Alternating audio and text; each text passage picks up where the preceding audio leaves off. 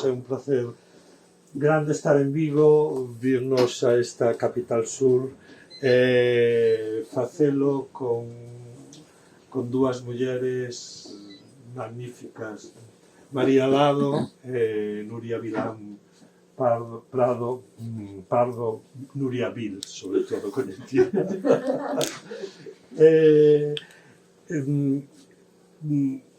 Para min, como editor de Chan da Pólvora, é un inmenso placer e, sobre todo, unha experiencia moi enriquecedora ao longo dos últimos 6 anos poder seguir a trayectoria de Nuria Vil desde que a vin nun slam en Santiago facendo un dos textos que precisamente aparecen agora en Simún, onde lle desexaba a persoa ca que ten unha relación todos os males piores que hai no mundo. Apareceu sobre o escenario con un vestido de tarlatana ou de tul vermello e unhas zocas, logrou converter aquel escenario nunha experiencia inesquecible. Eu que dirixía e dirixo o festival nunca logrei entender como non gañou aquel slam. Pero o grito de Tongo dixo moitas cousas. Claro. Pero si... Eu tampouco entendín, Antón, eu non o entendín. Si me permitiu coñecer a ela e desde logo entregarme a súa obra, a súa personalidade contradictoria, a veces explosiva, que se sumou nun libro que editamos nunha antoloxía Dentes para Mazá e que nos permitiu ter unha experiencia para min tamén inesquecible en Lisboa, nun recital onde participou tamén Vanessa Grensel e outros dos rapaces e rapazas que compoñen esa antoloxía e que, vistos cando estábamos sentados nunha terraza, comprobei que era o que nos unía, o que os unía a eles, que era verdadeiramente unha forma de enfrontar a vida moi xeracional desde unha perspectiva auténticamente desacomplexada, onde se rompían as barreiras de xénero, onde se rompían tamén as barreiras sexuais e onde se rompían as barreiras estéticas, onde nada do que parecía era e o que era casi nunca parecía.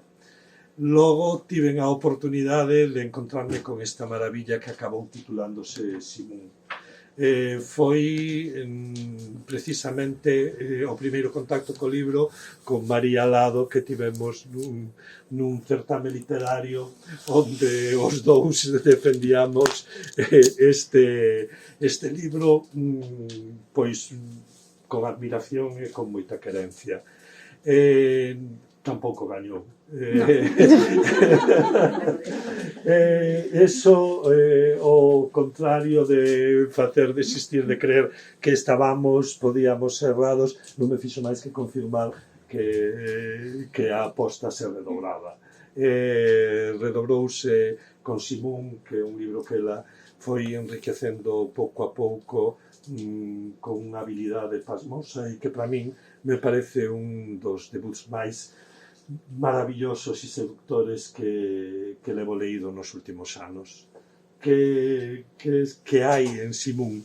Creo que a habilidade máis grande de Nuria Vil neste libro é conseguir fundir a oralidade da que ela partiu, na que ela se iniciou como poeta, con esa aventura, con esa penetración na escrita que realiza a través de dúas partes que hai no libro. Unha primeira dedicada principalmente a súa avoa relacionada eléctricamente cas reis e unha terceira parte vinculada ao deserto, que é a que en realidade lle dá título ao libro. Encontraredes tres formas de enfrontarse á poesía, tres formas de ir descubrindo o verso, de ir descubrindo o poema e de ela irse descubrindo como se vai facendo poeta cada vez con máis seguridade, desde esa aboa que lle lega a lingua e que lle lega o seseo e que lle lega tamén o coñecemento da maldade, ata esa muller que se arrastra ca boca chea de area por un deserto que ela finalmente vence e que nos anuncia que casi como María Xosé Queizán, soy mala pero puedo ser peor, non? Unha poesía sin moitas comparanzas en outras poetas que están traballando e ao mesmo tempo enxertada na tradición, entendendo tradición como unha xinea, como unha liñaxe que se ven arrastrando especialmente nas últimas décadas de creación literaria a través das mulleres. No seu caso, con moitísimas particularidades. Para Chanda Pólvora, que é un placer inmenso estar ca xente que publicar o primeiro poemario de calquera poeta, moi especialmente de Nuria Vil, estar aí ca xente nova e tamén, por suposto, cos vellos. Gracias por estar aquí. Gracias tamén a Gonzalo e por acollernos aquí na librería, a Chus por acollernos na librería, e sempre un placer inmenso vir a Vigo e vir a Cartabón. Moitas gracias. Deixo vos por María.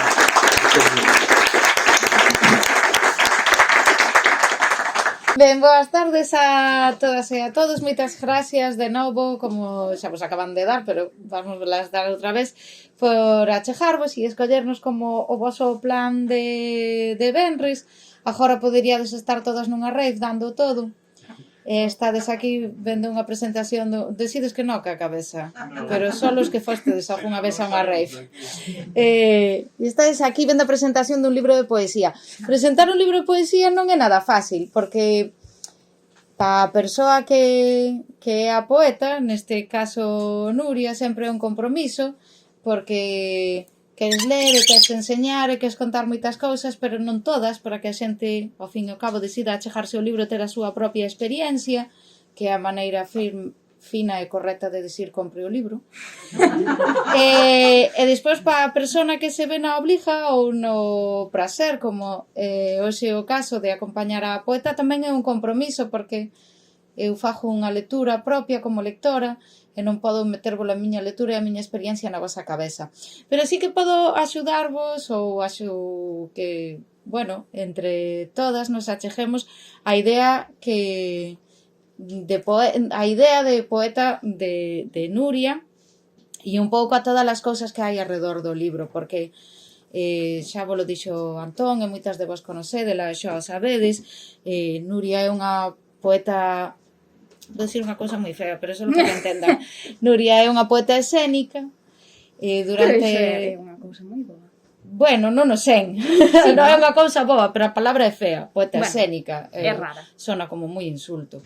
Pero vos sabedelo, ela é unha poeta moi amarrada á oralidade, á improvisación, que disfruta de estar en escena, cousa que eu comprendo e comparto. Esta é a primeira vez que está dentro das marxes dun libro. Entonces pensamos que como ela ten moitas cousas que vos quere amosar e cousas sobre as que quere que falemos e que nos acheguemos, pensamos en ir tendo unha conversa, se vos parece ben. Sobre todo porque eu non teño experiencia presentando libros, como poderedes saber. Entón, pois claro, para min esta é unha situación extraña. Como estou aquí nun lugar extraño, cun libro que ademais leva un nome co que ninguén me coñece. É como quen é Nuria Vilán Prado. Si, vamos a falar en principio vamos a ter esta conversación que xa estuvamos tomando unha cerveza hai 5 minutos. Por que non te chamas Nuria Vil en Simón? Pois porque, a ver, eu creo que unha vez falando con Antón, había algo no que aparecía o meu nome completo, de Nuria Vilán Prado, e el díxome, pero tes un nome así de... é un nome que soa ben. E eu dixenlle, pois agora que eu menciono. A mí gustaríame que o libro vaya como Nuria Vilán Prado, pois porque teño aquí sentados a meu pai e a miña nai, que obviamente, pois, papá e mamá, pois, claro, son sus apellidos. Pero, a máis diso, pois, porque, pois non sei, apetecíame así un pouco xogar a quen non é Nuria Vil. Nuria Vil, pois, é unha persoa que sabe o escenario e fai un pouco o que lle peta. Nuria Vilán Prado na súa vida diaria ten unhas limitacións e, bueno, aquí eu no libro pois pensaba, ou vime así un pouco tamén con limitacións de que fago na escrita? Que fago neste sitio? Vai quedar aquí escrito, eu cando recito vou cambiando as cousas, aquí vos lédelo e sempre pon o mesmo, como... Está Bueno, sempre pero ti que tiveches, posto. por exemplo, non é a primeira experiencia de recoller textos en escrito. Sí que é o primeiro libro publicado individual, pero non é a primeira vez que te enfrontas a ese momento de conxelar un texto, de decir, bueno, pues ahora vai publicado así, despois ti recítalo de outras maneiras ou non. Sí. Eso causache así algún tipo de reflexión ou falo e nunca máis volves a pensar en aquelo? A ver, eu poño os escritos e logo sigo cambiándoos. Entón, estes, pois, ainda que vayan así escritos, seguireinos cambiando. Pero, bueno, sí que facendo o libro, pois, collenlle así un pouco de gusto. Dixen, Ao final Que vala convertir nunha poeta normal. Claro. Ui, normal vai ser difícil. No, pero sí que foi como, que tranquilidade. Podo simplemente poñer esta cousa aquí e non preocuparme máis. Bueno, aí foi. Vale, e tes así como a sensación de que o poema que está publicado, o sea, os textos que están aquí publicados xa son así, ti cantos leas vas a lelos así? No, claro. No, vale, vai a lelo. Eso era o que había que... Claro, que sí. Vale.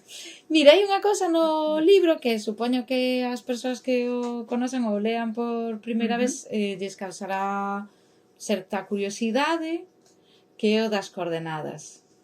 Entón, quería preguntarche se nos queres contar algo das coordenadas, se é algo feito con vontade de que o público investigue e ten relación cos poemas, que sí que hai tenen unha ponte.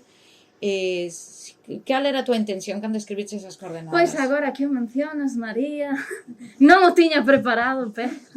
Claro que sí, as coordenadas van a sitios reais, están pensadas para que quen lea o libro os busque. Ademais, houve unha persoa que leu o libro, creo que a única, que buscou as coordenadas e ademais dixome, Nuria, as coordenadas, preguntoume, que che pasa coa NASA? E eu dixenlle, como? Non o sei. Aí descubrimos unha gralla do libro. Onde está a coordenada primeira? Non o sei. Nas primeiras páxinas. Aquí está. Vale, na primeira coordenada, páxina 10, hai unha gralla. Falta o... Bueno, se alguén ten familiaridade coas coordenadas, saberá que ao final todas levan un W. Pois esta coordenada non o leva. Que pasa se buscades esa coordenada? Pois que vos leva un documento da NASA. Unha única busca que é un documento da NASA, que eu ainda non tive tempo de lelo, pero dá a un documento da NASA. A donde dá realmente esa coordenada? Pois a este lugar. Google Maps non pode acceder a internet, pero vamos a ver. Bueno, o meu único propósito... Podes utilizar a masa das palabras. Claro, non teño aquí o... Pois non hai cobertura. O meu único propósito de hoxe era poñervos a música e as coordenadas que van no libro. Porque sei que é moito pedir pa xente que leades un libro. Bueno, non é moito pedir, pero... Bueno, que leades un libro, que tomedes a molestia de buscar a música ou que dentro deste rabe, pois cada parte é un estilo de música diferente. O primeiro é Dark Drone, que, bueno, non sei se a alguén lle gusta a música experimental na sala. Levanten la mano. Bien, Brais. Vale, pois o Dark Drone literalmente é o ruido que fan os drones, que é como tu. Toda a primeira parte do libro mapea. Entón, pois, é un pouco ese xogo de, pois, mapeamos pois xa coas coordenadas, co que vai un pouco contando. Esta primeira coordenada dá a ningures, estou vendo aquí. Bueno, non vou poder poñervos nada se non hai internet, pero bueno, é lo que os lleváis. Pero podes contarlo. Claro. Sí. Esta primeira coordenada dá á fábrica abandonada de Álvarez, que está en Camposancos. De feito, aquí tiña unhas fotos da fábrica por dentro. Se ides a Google Satélite, pois non ides ver moito porque o sitio está tapiado. Pero hai formas de entrar dentro, eu non vos direi cales, se alguén quere pode atopar a forma. Entón eu tiña fotos... Dios mío, ten unha valla de obra que se levanta cunha man. Bueno, eu non digo que entredes porque é un sitio en ruínas, é un sitio, pero vamos, agora está bastante en ruínas e eu non recomendo entrar. Pero é o meu, dime que non. Está dentro dun caixón. É a NASA. E a NASA. Están detectando. Que saben que estamos a falar deles. Dixeron, porras, descubriron o documento. Por que escolleche a nave de Álvarez? Porque eu se algunha vez puidera facer unha rave, faría na nave de Álvarez. E porque eu sempre iba ali, é unha nave que me gusta moito. E ata hai pouco tiña... Alguén se lle ocorrera a poñer un sofá vermello en riba de toda a louza rota que quedaba da porcelana. E pois estaba ali coronando. E eu sempre dixen que isto para unha rave, chegar aquí e ver este... sofá vermello así posto. Pero porque forma parte do teu imaginario personal e sentimental a nave, digo. Sí, supoño que porque... a ver, ademais de estético, en Vigo están todas estas fábricas abandonadas. Estaba tamén onde está outra en Valadares e hai unha máis en... Pontesa que está en, Sí. despois, en Redondela, no, sí. Arcade. No Arcade. No Arcade. Que de feito da Pontesa non é na que falan na película de Nación. Sí. Pues a Pontesa de Nación, como ese imaginario de mulleres traballadoras que, pues, que están aí detrás e que agora están en ruínas, que tamén é moi simbólico de memoria de mulleres traballadoras agora en ruínas. E sí, para min tiña así moita estética. Valía a segunda coordenada? A segunda coordenada, esta era a mellor de todas. Joder, que é unha mágoa que non... Bueno, vou probar de novo. No. Non hai conexión. Hombre, Esta- se pos o teléfono un pouco máis hacia lá, pilla máis que A ver, vamos poñelo. Este público é público poeta, está acostumbrado Podedes a usar a rir. imaginación. Vou poñelo aquí para o fondo, pero... Así chegados á casa co libro e vedes vos non obliga de meter as coordenadas e copialas ben. Pois son lote de números. Aí xa está. Pero bueno, a segunda coordenada vai a un sitio maravilloso que é o Torreiro da Festa de San Lourenço. Que, bueno, aquí coñecerán unha, dúas, tres persoas na sala, creo. 4? No, da igual. O Torreiro da Festa de San Lourenço é mundialmente conocido, ou é porque eu vivo en Coruxo? Non sei. Ese, Respondede, público, por favor. non? É moi conocido, joder. Mundialmente coñecido. Toda a vida, as festas de San Lourenço.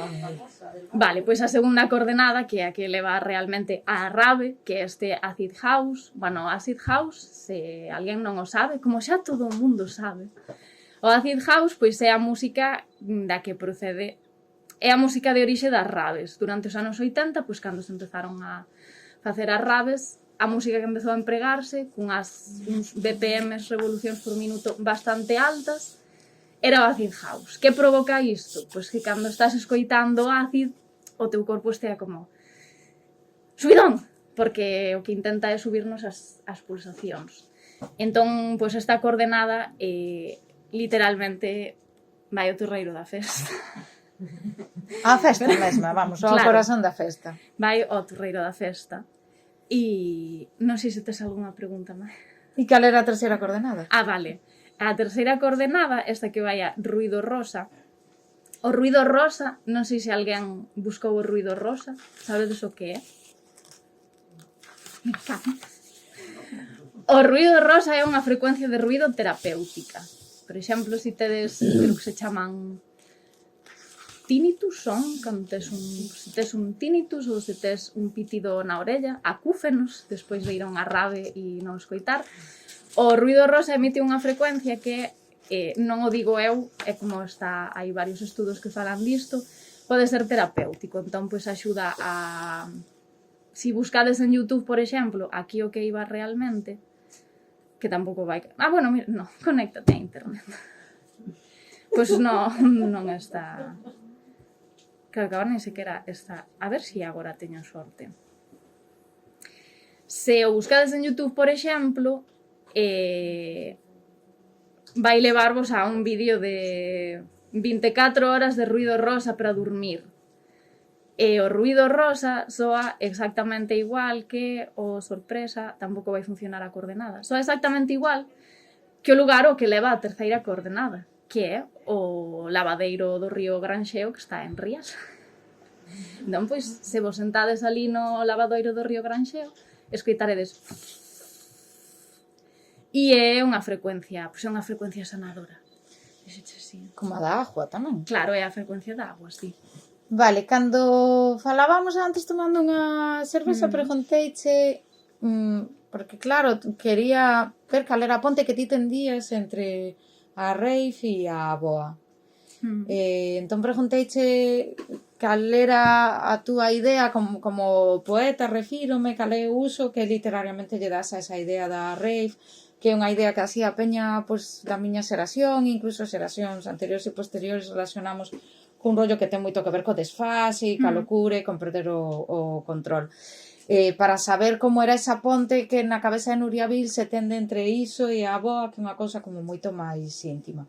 Entón, queres contarlle a esta xente cal é a función da rave dentro de Simón, non na túa vida personal, Por que que eso non le interesa a nadie, sino dentro do libro. Sí, isto tamén foi guai porque logo viñamos camiñando e ti ademais dixéchesme. Eu empecé a dicirlle, claro, para min, pois, a idea da rave como ha sido unha experiencia conxunta de comunión. No libro, pois, se alguén o abriu, veredes que en todo o libro, máis ben en toda a rave, non hai drogas. Unha idea que sempre asocia a xente á festa son as drogas. Como unha das grandes cousas que bota por baixo a rave son as drogas. E claro, eu dicía a María, para min a rave pois, é como un sentimento así de comunión, de atopei unha tese, de claro, busquei moitas cousas por libro. Atopei unha tese pois, dun hichiño que decidiu facer a tese sobre a rave. E falaba dunha especie de respiración conxunta, dun exorcizar pois, un pouco o peso que levamos na nosa vida cotiá, pois, nun espazo moi delimitado, que igual son 5 días de rave nun descampado, sen coordenadas xeográficas, bueno, sí, con coordenadas, o que cheas con coordenadas, pero no que non hai nada máis, entón, pois, o tes o teu corpo e a música. E entón María díxome que extraño, porque eu que ti percibe a rave como algo Sí, como un átomo individual. individual, sí. Sí, por eso te decía que tal vez deben ir ás raves equivocadas, porque sempre me pareceron un acto moi individual e moi marcado pola tristeza e a resaca, pero este ten que ver ca miña relación cas drogas, sí. que vexo que é moito peor que a que pudestes ter ti. Pero claro, Pero por iso non está, por eso non hai porque o que me drogas, dixeste, efectivamente. que hai máis triste que as drogas e que, Sí. que me dixeches logo, o que as drogas na poesía. Sí, No, sí, claro, non sei como foi porque a frase. falábamos de que uso lle dábamos, todo isto era unha conversa literaria, isto dixo completamente en serio, non era unha conversa sobre a nosa unha cousa experiencial, sino que tiña que ver co uso que facíamos desas cousas, desas palabras e desas imaxes e deses significados así colectivos na nosa escrita, e eu dicíache que para min as drogas é sempre na poesía que eu escribo é o sinónimo da tristeza máis absoluta. E todas as tristezas xuntas, sabes? A tristeza física e eso. E por eso me sorprendía esa uso que faz da rave como unha cousa moi tribal e moi comunal que me resultou Tribal era a sorprendente. palabra que me Tribal era a faltaba. palabra que Sí, buscaba, era a palabra. sí. Sí, de Guai. feito hai, creo que o único lisérxico alucinóxeno no libro que aparece é o ritmo, precisamente. Porque era como, bueno, o ritmo. Todo este libro colleu moito máis xeito desde que eu falo con Olga Martínez, que é unha persoa que compuxo música para o libro. Estaban todas estas coordenadas que non vai funcionar. Pero Estou podes pensando- apuntar con un bolígrafo de toda a Sí, vida no pero si non canto teño de aquí aquí- da man, Olga Martínez. Entón- Buscádela cando chegues á casa. Claro, Olga dicían, pero ti queres que en rave haxa, non sei como me dixo ti queres que se alteren os sentidos? E eu dixenlle, sí, claro. Léixome, é que non é o mesmo compoñer música pensando en xente que está drogada que compoñer música para xente que está sobria. Entón tivemos unha conversa moi longa e eu dixenlle, e que che parece si compoñemos música para que a xente que está sobria, sen que se drogue, chegue a un estado alterado de conciencia. E iso fixo Olga. E tiña aquí, a ver si podo... me rabia non E poder vas a poñer nada. poñer, queres que podes poñer un anaco de... ¿Quieres intentar una torsión? Espera, a ver si tengo aquí. No, ela ben preparada. No, disco duro aquí, a ver algo. preparada. Mira, Simón. Esta é a carpeta de Simón. A vosa intención, cando ela compuxo a música para o libro, é que isto teña unha representación escénica, ou seja, Sí. que a música e o recitado Sí. sexa un espectáculo. Sí. A ver, esta, por exemplo, é que esta sería máis do deserto. Non quería poñer xa do deserto, entón, pois, non a vou poñer. Unha pregunta que che fajo, a música está a disposición da xente que... Sí, está, vale. de feito está en aberto, pero, claro, isto... E onde está? Onde En poden YouTube, escoitar? por exemplo. Vale. Que teñen que buscar? Vale, mira, aquí funciona. Maravilla. Está funcionando. A ver, Esta proba. é xusto a... Non se escoita moi algo, creo. Bueno, escoitas.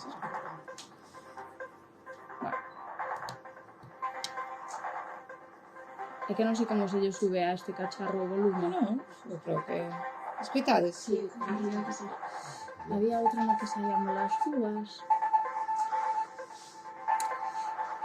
Pero é a idea de que a xente... Hai un tema para cada parte o sea, varios temas por Sí. parte, e a idea é que a xente pode escoitalo mentras lé ou non é necesaria esa unión? Poden existir unha cousa... Sí, poden existir unha cousa sin a outra porque de feito ou seja, os temas están pensados para que cando nos o fagamos escénicamente vayamos mesturando pois os visuais que vai facer Saya Mohamed. Agora somos 3 a falta de 2, entón Saya vai facer visuais, eu vou facer o meu e Olga vai facer música. E a intención é levar esta rave que está aquí pois a escena. Queremos pois facer un pouco o que fai o libro, un pouco así unha especie de viaxe por unhas coordenadas. E o que intentaba era tamén facer un loito luminoso. Pois obviamente de trasfondo pois está o falecemento da miña avoa, que supoño que pois igual non para todo o mundo, pero para moitísima xente cando a súa avoa morre. Ademais temos aquí a Branca Trigo, que está completamente en contra da poesía das avoas. É que morreu a miña avó o mes pasado, así que todo conflúe. Oh, porras, non o sabía, Branca. Da igual. Hai dos. Sí, as dúas, fixemos un pleno. Sí. Bien. Claro, eu recollía esta broma que te... Bueno, broma, Non, pero este tamén poema que a tes ti fixen sempre no de... enterro, así que non pasa nada. Pero, claro, Branca tamén é poeta, é unha poeta tamén estupendástica. E ela, pois, ten así un poema un pouco de broma de... Stop falar de abuelas.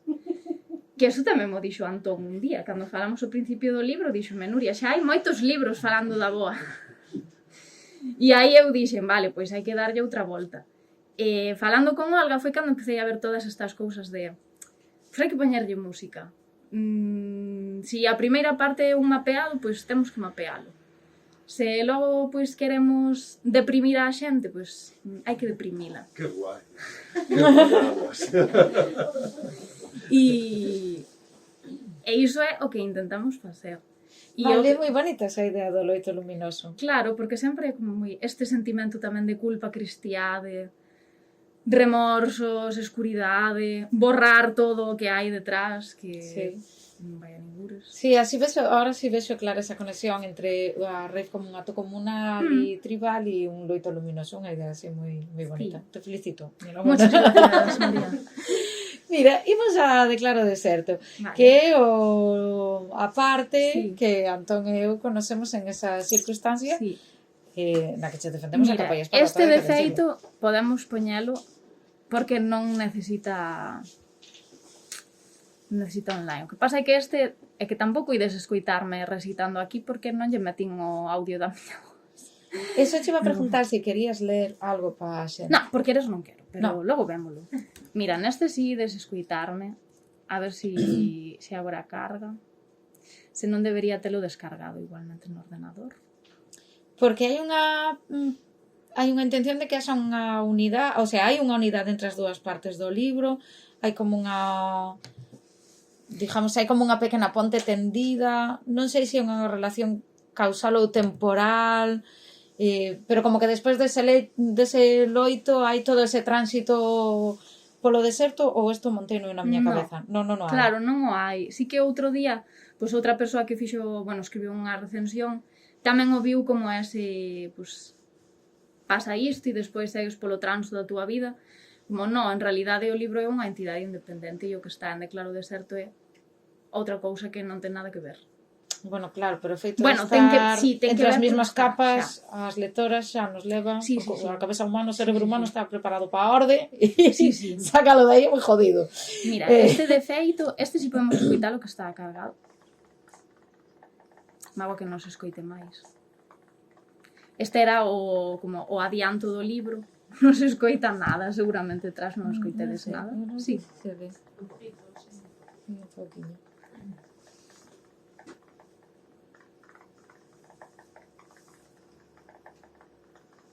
O sea, en palabras túas, aparte de deprimirse esta.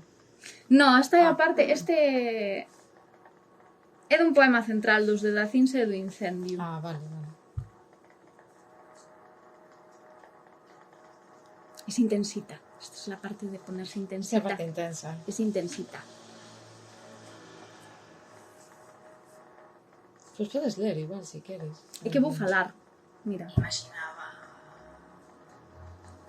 Imaginaba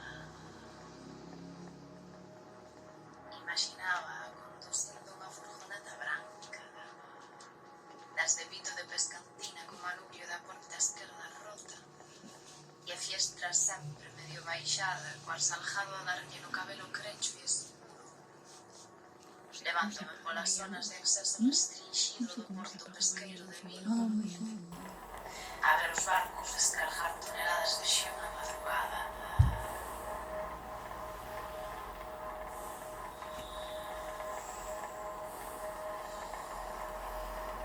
Soñaba nos incorpóreas no fitoplancton. Es unha puta moi vexosa.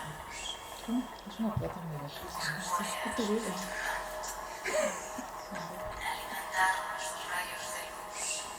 Sí, no, como Nuria Vilma no es tan viejosa, es más universal. Pero dejamos que andamos a propia conversación. E estendéndonos neste manto de Dije de por qué Simón é moi viejes todo. Ti crees? Hombre, claro que sí. as crianzas. As coordenadas non salen de San Andrés, no. Claro que non. Son na barrera entre San Andrés e Coruxo. Pensaba Vale, podemos deixar o vídeo, podo quitalo e logo buscadelo na vosa casa, como que irades. saímos a foto. Necesito feedback. Non se Vale. escoita, creo. Entón, quitámolo e buscadelo na casa. Justificación suficiente. Suficiente Sí, para quitalo. suficiente. Isto podedes velo na vosa casa. De feito, outra cousa que pasa en Rabe é que a partir da metade do libro, da metade non, na parte última, cando empeza a falar aí de ruido rosa, Sí. di aquí, agora sí, vou sentindo as arfadas no baixo da gorxa, un tatexo ao comezo das palabras que desconfigura a fala nun ruido xordo e reparador. Ese ruido rosa é, ademais, ti sábelo ben, o seseo e a geada. Ah, sí, non sabía. Vale, Pois vale. mira, Sí. é que a tipa non leu o libro. No, é que nunca, no, pero quero decir, nunca imaginaría que se bueno, entendo que Xa. para ti sí, pero claro, Xa. nunca imaginaría para min todo menos rosa. Xa. Porque- No, pero non por... Claro, o ruido rosa chamase así, non é rosa. Sí, por reparador, entendo, sí, Sí, sí. entendo como unha cousa así sanadora, o verdad, o seseo e a geada, claro. Claro, eu non o herdei directamente. Entón, agora é como un novo cambio lingüístico que é como, joder, caramba. Vale, entendo, sí. Claro, entón a partir de aí o resto do libro podedes lelo con seseo e geada. Só está representada na escrita na última parte de Rabe, pois para facelo máis evidente aínda, pero o resto do libro podedes lelo igualmente así. Vale, está guai, unha nota importante. Claro, sí. Sí, vale, sí. vale. Quería antes estaba comentando cando falaba polo baixo de que o libro e todas as cousas que rodean, sobre todo este visual era evidente, é bastante vigués, pero eu nunca perciben que eras unha poeta tan viguesa hasta Simón, porque Nuria Viles, a chavala que recita, é Como dixeches agora? máis universal, Nuria Vil é dixen. universal. É máis universal que viguesa. Ti eras consciente deso cando estabas escribindo? Do viges que che quedou? Me moita gracia. Sí, a ver, eu creo que sí, sobre todo O sea, o deserto intencionado. non. Claro, estos son de Vigo e non lo niego. Como, pues claro que sí. O deserto non o vexo tan vigués. No, claro, porque No. é un espacio máis simbólico. Claro, e o deserto é así un sitio máis como máis ansioso. Hai moito menos espazo nos versos. Está todo moito máis condensado. O resto sí que, pois, iso a Rabe, pois hai unhas coordenadas, é un espazo Hai unha moi referencia a un aberto. espacio físico, sí. Claro, e é un espazo aberto. Para min Vigo tamén é como abrir Vigo ao mar, que é mentira, pero como unha cidade máis aberta, Compostela é unha cidade moito máis pechada, bueno, está no interior, obviamente. O deserto, pois, xurdiu en Compostela, entón, pois, si pode ser un pouco esa contraposición amor-odio que eu teño Vigo-Compostela. Cando estou en Compostela digo, ai, Vigo! Cando estou en Vigo digo, que incómodo! Entón, Vale, aí tamén hai esa dualidade que te Claro. representa. Mira, quería preguntarche si queres ler algo pa xente. veña, vamos ler algo. Sí. Veña, aparte mira, podo volo ler, é Podes- que no fondo nos escoita. Podes cambiar o que queiras do que lees. Vale, mira, ademais... Siéntete libre. Xa iba a facer, sabes? Xa. Olga e máis eu en decembro estreamos estreamos o noso espectáculo, a nosa cousa conxunta E entón eu recitei algún destes textos e sorprendeume moito porque a xente interactuou moi fuerte, houbo lágrimas, gritos e claro, e silencios moi silenciosos. Foi como, guau, eu non era consciente de que isto fose chegar a xente de forma tan forte, pero alegroume. E antes ti citaches a María Xosé Queizán, e mira, puiden meter tamén esta cita aí no principio do deserto, porque eu collí unha de Lidia López que di, eu son moito bela, belísima, bélica. E logo di, pois, si vis pachen para velum, que se queres a paz, pois que te prepares para a guerra. E eu, escollín outra de Silvana Imam, que se non a coñecedes é unha rapeira sueca, era sueca? Sí, pero non. Bueno, xa me escribí. Bueno, logo buscadela na casa. É unha rapeira sueca bastante perseguida por falar abertamente do lesbianismo e bueno, a súa familia pues, ten unha orixe, non vou dicir agora mesmo porque non o recordo, pero viven nun país no que a homosexualidade está perseguida. Entón, pues, esta é unha persoa que pues, puxenlle aquí a cita que di, fixestesme aguantar aquí e agora tedes un monstro. A seguinte xa para rematalo, pois é aquí a señora Vanessa Glemsel, que non está hoxe, pero como se estiver, que di, teño as tripas cheas dun lume que arde lento e incombustible. E había unha última, que non recordo por que quitei, ou igual porque xa eran moitas, de Silvia Penas, que tamén é unha grande referente para min, que di, estou sentada no medio do futuro, non é verde, non ten erva nin flores, e este non é o futuro que eu esperaba. E logo xa está María Lado, claro, María Lado está... María Lado, páxina 55, pois... Abran os seus libros pola páxina 55, por favor. Pois está aquí... Pregunten por a referencia ao seu libreiro e libreira de confianza. E ela ten este poema maravilloso que escribiu para outra cousa, que o escribiras para unha graduación. Sí. Escribiron para unha graduación e o que di, este é o momento inmediatamente anterior a... No seu silencio intúese o ruxir crecente do futuro que se está formando a miles de kilómetros mar adentro. É unha certeza que se vai antes no peito que nos oídos. E eu quedei con estes versos e collinos... Bueno, este poema que abre o libro a min gustame moito, non é porque o escribise eu, pero a min gustame moito. Que di, un son iridescente atravesa o ar. Intensifícase a gravidade. Recae sobre as pálpebras e as fasulas, compacta a circulación do sangue ata dificultala nas extremidades, a expándoa, retrotraese o coller aire, en tensión, este ten que ser o momento inmediatamente anterior a. Prepara os músculos dorsais para que abracen con forza a columna vertebral, que vai quedar exposto ao baleiro interno da osamenta. O medo, ese medo, abre unha gavia que atravesa o corpo desde a cerviz ao coxis.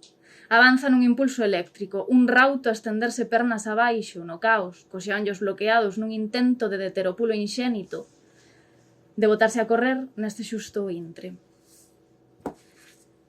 E claro, o momento inmediatamente anterior a de María era como un momento inmediatamente anterior a...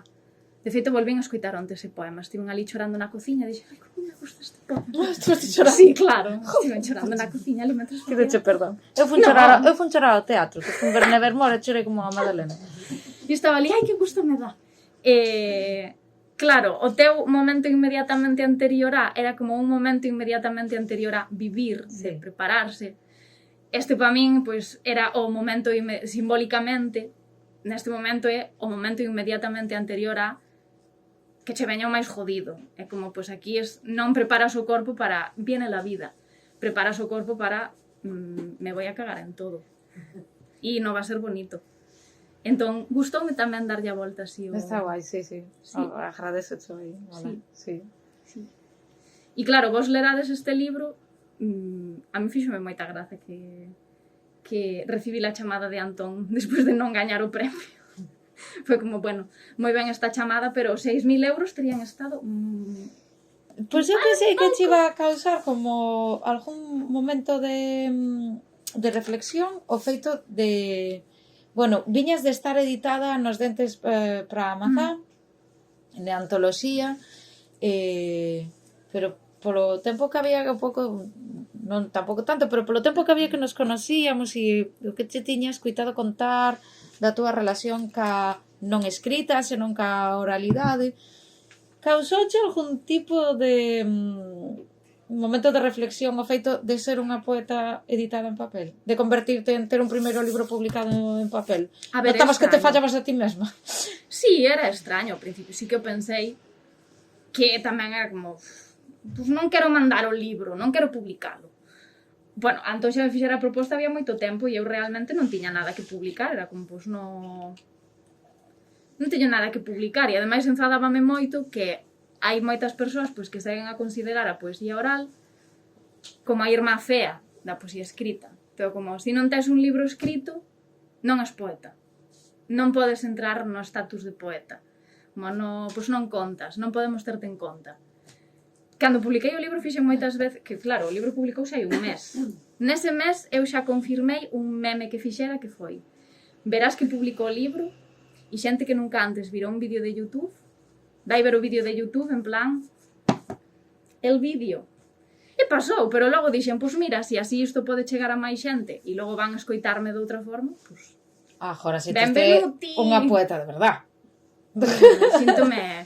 Sinto que é un pouco de traición, en plan, bueno.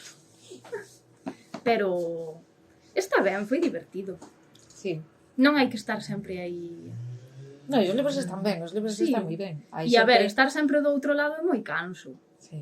Como a precariedade cansa, estar... Non pues, como ter libros, que as que, poetas das bueno, salas agora- a veredes que te publica lo primeiro e xa te faz millonaria. Porrada. O sea, publicar o primeiro libro, Isto- está aquí o editor que pode decir, e pedir pa unha hipoteca, pa un chalé, é todo un.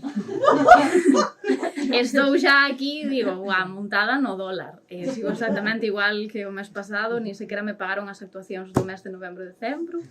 A día 31 pago o IBE e pues, pagarei no que teño. Depois, se queres, podemos facer unha Unha colecta taquilla de, inversa. por favor, dade un pouco. Mira, creo que pregúntache si hai algo que... Dijo, estaba mirando. Hai algo que nos queres contar que eu non che dera pé a contar? Pois non, falamos pouco do deserto, non sei Falamos se queres... pouco do deserto, sí. Queres falar algo máis do deserto? Que che pareceu o deserto, María? A mí o deserto gustoume cando tive a oportunidade de lelo, gustoume moito por toda esa sensación como de moito cansancio, unha pouca desesperación, é unha parte, bueno, é un libro, voulle chamar así, que por momentos é como moi incómodo, pero despois por momentos tamén ten como unha forza aí como que che arrastra e te sintes identificada con esa forza para salir dese deserto.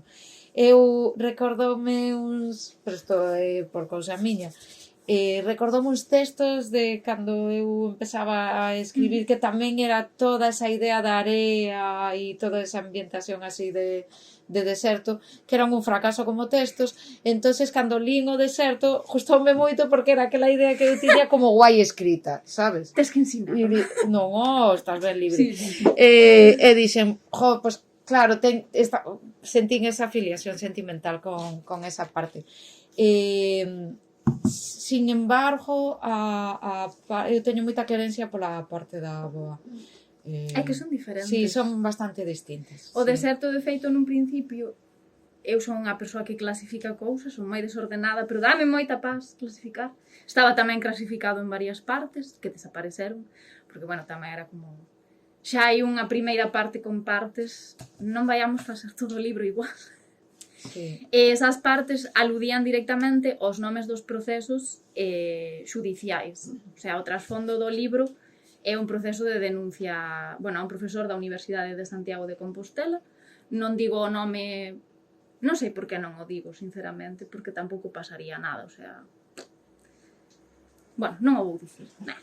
Sí, non, bueno, digo volo despois, coa cámara apagada. Podedes usar a vosa imaginación ou Google, como mellor vos vaya. E, bueno, está o trasfondo desa denuncia, que foi un proceso horrible, e que foi un proceso completamente opaco e completamente... Bueno, pois como todos os procesos de denuncia, supoño. Pensas que o teu vai ser distinto e vas dicir, vou mudalo. Non, acaba nun arquivo como a todas as outras.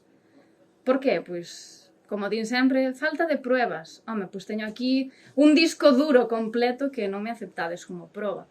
Pero, bueno, ese era o trasfondo. E eu creo que si, cando recitei estes textos en decembro, decateime de que se percibía así e de que realmente pois houbo persoas que logo escribiron e bueno, pois que dixeron nunca se me ocorrera describir así pois unha violación, por exemplo, nunca atopara palabras para falar sobre como me sentí no momento en que arquivaron unha o sea, realmente houbo, se había 20 persoas no público, bueno, 20 non, igual había 60, 45 desas persoas sentíronse identificadas. Foi como, guau.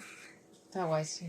Non me admitiríades a denuncia a trámite, pero isto é moito mellor que me admitades unha denuncia a trámite, porque ao final, que vai pasar con a punto? Pois como moito que lle caerían 3 meses de inhabilitación e pues, que o mandarían a outra universidade. Pero isto é literatura, Pero isto é a vinganza mellor que hai. Dentro de 100 años. O sea, mellor que esta vinganza solo estaba asesinato e non é nada recomendable. No. Así que, donde esté a literatura, vamos. Claro. Entón, pois sí, é así como... A min dame gusto tamén, pois porque obviamente despois dese proceso pois eu teño un trastorno de ansiedade, a min dame moito medo sair ao mundo, despois da Covid era todo como ansiedade de vivir, e agora pois está o libro e digo, que bonito é, dourado e fucsia. Vou te facer a típica pregunta de que nunca se debe facer. Senteste como un pouco... de que non queres ir sandada porque son así rollo chamánico, pero sí, sientes un pouco reconfortada. O sea, non é reconfortada exactamente. Foi un reforzar o tema de, bueno, aquí non citei outras referentes que son pois Arantxa Vicens, por exemplo, que traballa con fanzines, ou Rocío Martínez, creo que é o seu apelido. Bueno, ten un proxecto que se chama Verbas da Xente e ela fai compilación oral. Entón, elas realmente crean a partir do vivencial. O que está aquí obviamente non é a miña biografía, como isto, pois no, pois como se pon este aviso nas películas de hemos cambiado nombres e apellidos, non sei que. Plan, isto obviamente non é unha biografía, como pois eu collo, pois como facedes Salda ao lado tamén, eu collo cousas da miña vida e vamos. Bueno, non sei de Salda ao lado porque vou facer aquí un inciso, Lu e eu temos sentimentos encontrados con vale. eso. Ela si é moi autobiográfica, sempre temos esta discusión. Eu son completamente ficcional, creo que a poesía é un xénero tan merecedor da ficción como a novela ou máis.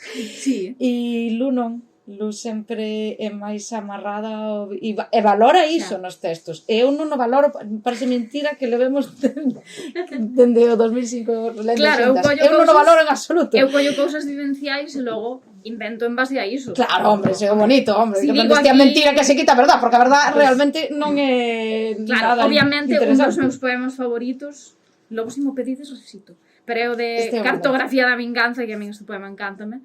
Iso de, bueno, antes dixeches, desexaba yo peor a unha persoa que tiña, non era verdade. Non era para esa persoa. Nunca lle desexaría algo tan horrible a unha persoa que formou parte da miña vida. Isto é como, pois, outra ficción máis na que eu dixen,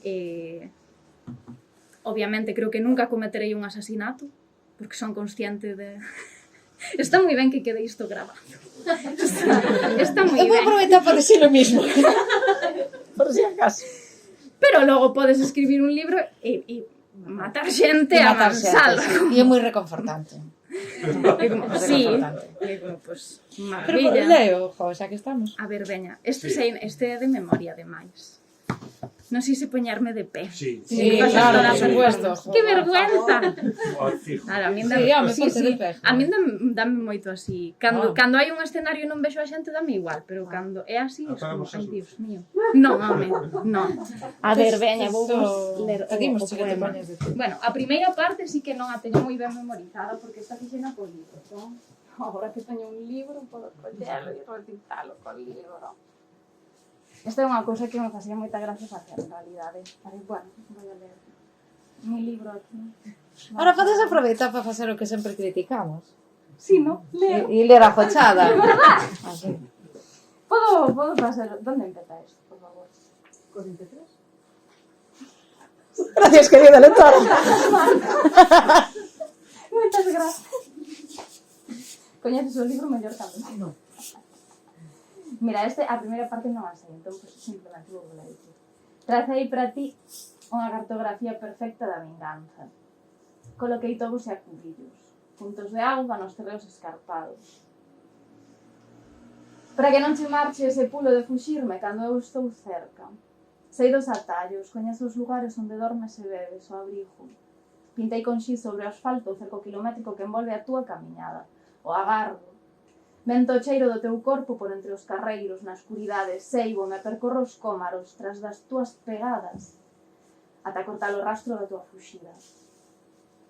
Deixo che gañar distancia e non preciso de reclamos para facer que volva sobre os teus pasos nesta cartografía detallada. Non deixei o co engano. O terreo ábrese a túa curiosidade e desconfigúrase a xiña. Neste punto do libro podedes decatarvos de que estou un pouco obsesionada con mapear cousas. A rapaza ten algo cos mapas. Non sabe nada dos mapas, pero ten algo. O terreo ábrese a túa curiosidade e desconfigúrase a xiña ao tentar comprendelo. Eu non apuro os días nin as noites, quedo á espera, paciente, para cobrar a peza. Traio da memoria o intre xusto no que eu inventei esta orografía, como a que anda con esa rabuñada no coche, na defensa dereita de atrás, cando as luces de freo, brillante, escura, abríndose paso, isto xa o dixen, abríndose paso sobre a carrocería gris terna, que eu ainda penso nova despois de 20 anos, e así, brillante, escuro, este simpático. Apareceu este desexo de asasinato. E ora hai aquí unha tensión e ven a segunda parte. Que no libro dividido en partes que a mí me gusta. Volvo sempre aquela mañá de xaneiro e estampo o coche contra o farol da universidade. Mido. Matemática. Cal é a velocidade exacta para escachalo parabrisas. Practicando menos as luces de freo. As luces de freo non. Practicando menos o líquido do radiador se expanda polo chan tentando resfriar o motor destrozado. Practicando menos o cinto de seguridade se crave no lado esquerdo do pescozo. E faga ferida, sangue, cicatrice, volvo sempre aquela mañá coma un presaxio, como a que anda con esa rabuñada na defensa traseira do coche. Cando as luces de freo, como xa sabedes, brillante, escura, abríndose paso na carrocería gris perda. E aquí, é que isto normalmente recito de outra forma, entón cando recito como está no libro, fago un pouco de bola a mí mesmo. E así, que digo aquí? Non sei, bueno, que despois de cada accidente fago reconto de danos. Eu que son lenta para todo. Ata para decatarme de que esa rabuñada, seguramente, levaba anos aí. E así, lenta, co freo de man metido, decateime de que ás veces, cando estou soa, rezo por ti. Pido, por exemplo, que polas mañás as fiestras do coche se che empanen tanto que non podes arrancar. Pido que esvares na ducha. Pido que veñas a unha presentación, prepares todo cun proxecto maravilloso e ao chegar non teñas cobertura no móvil. Pido que vayas cortar... Bueno, pido máis cousas en realidade. Pido que se che esgote o espacio de almacenamento interno do dispositivo móvil. Que teñas unha entrega importante Windows 8 ou 10, ao sen que che toque decir actualizas no último intre. Que teñas un proxecto en Premiere e non o gardes xusto antes de pechar a sesión. Pido, sobre todo, que vayas cortar as unhas dos pés. Cortes tamén o padrasto do mainiño. E te desangres na soidade do bidé. Pido cousas pequenas, diminutas, ínfimas, que nin ti, nin vos, por suposto, ni ninguén poida nunca poñer a relación comigo. E pouco a pouco, un día, por fin, lentamente, agónica, sin que ninguén o espere e sen explicación, te maten.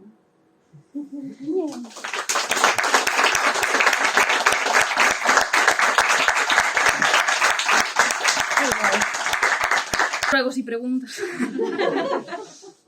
Non sei, así, non? Sí, non sei. Si queredes saber algo é o momento, si non, pues, non sei.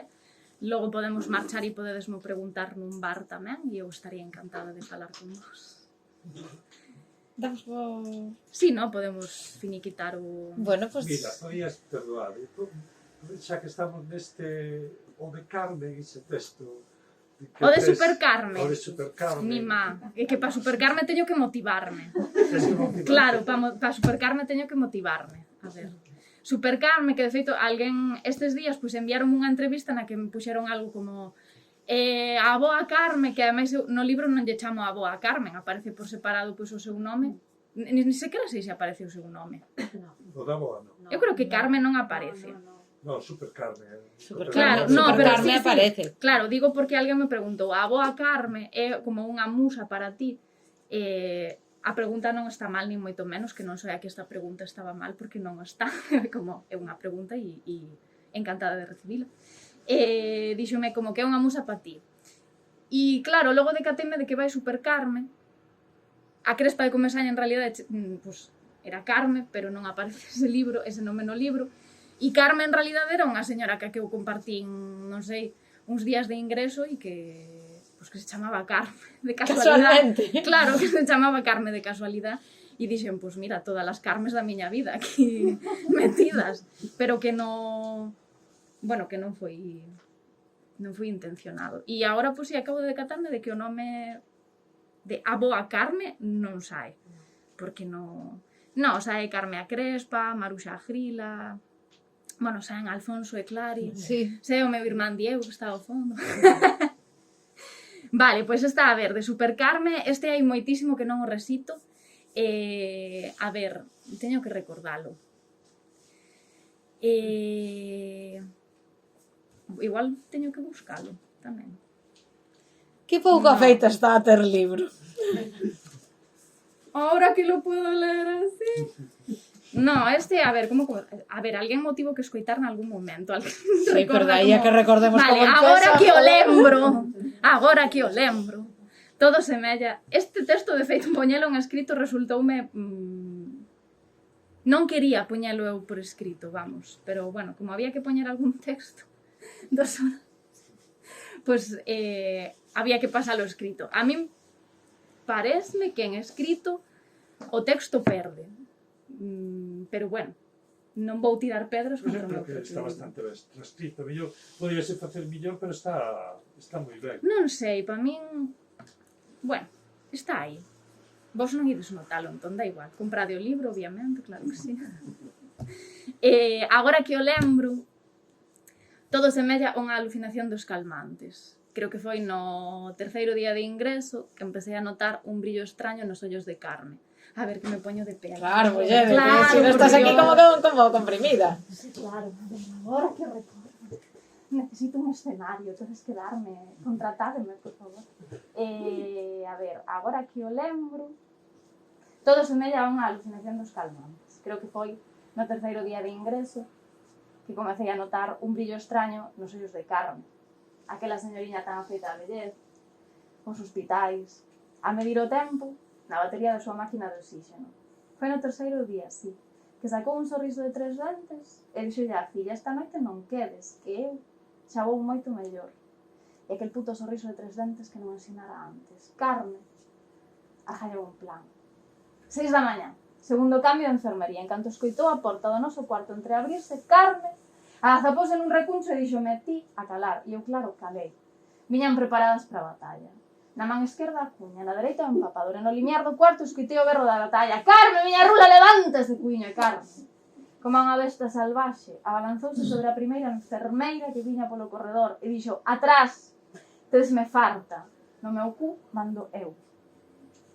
Nos hospitais sempre teñen un cóctel de cousas que darnos para ternos caladas e tranquilas. Así que viñan con máis calmantes, pero Carme, super Carme, tiña todo controlado. Despois dos 15 días de ingreso, como me explicou, e despois de que lle puxeran a saga completa de Indiana Jones, colleu o cable dos lentes de oxígeno e en 3 voltas perfectas enganchou pola boneca a enfermeira que quedaba en pé. Viñan máis polo fondo. Pero Carme explicoume que levaba máis dunha semana escondendo as pílulas da tensión debaixo das tetas e debaixo, dentre as pernas, sacou a palliña do zume da merenda que roubara e como unha metralleta, a cual cuspilles todas as pílulas xusto no centro de fronte. E co inimigo abatido, derrotado e vencido no chan, Super Carme quitou a bata azul do ingreso, fixo unha lazada alrededor do pescozo, estaba fermosa, en pelotas. Abriu a porta do balcón e saltou. e descendeu aquelas 4 plantas, nun suavesón de tetas e carnes brandas chocando contra o oxígeno que a ela tanto lle faltaba. E cando chegou abaixo, peiteouse, porque outra cousa non, pero carne, como a mí, era monísima. É monísima, non sei que foi de Carme, verdad, non sei que pasou con Carme, hai muchos años e Carme era moi maior, a verdad. Bueno, Carme, como a mí, é monísima, e nunha pose matemáticamente ensayada, berrou a porta de urgencias. Porque ahora para arriba, me volveu sin ingresar. Eu penso, a día de hoxe, penso, cada vez que paso pola porta de Povisa ou de calquer hospital, sei que vai haber alguén ocupando a 421, outra Carme, outras Carmes, pero eu penso, supercarmes do mundo, se souberamos que só precisamos voar.